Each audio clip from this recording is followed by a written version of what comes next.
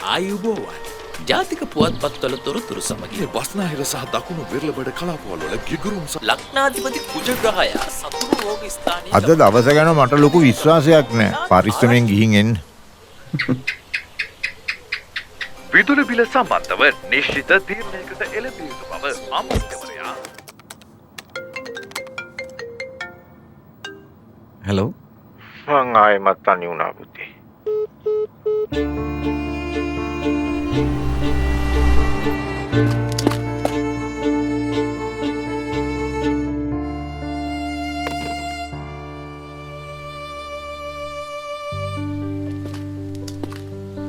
පරණ දේවල් අමතක කරමු අප්පාච්චි. අපි අලුත් වෙමු.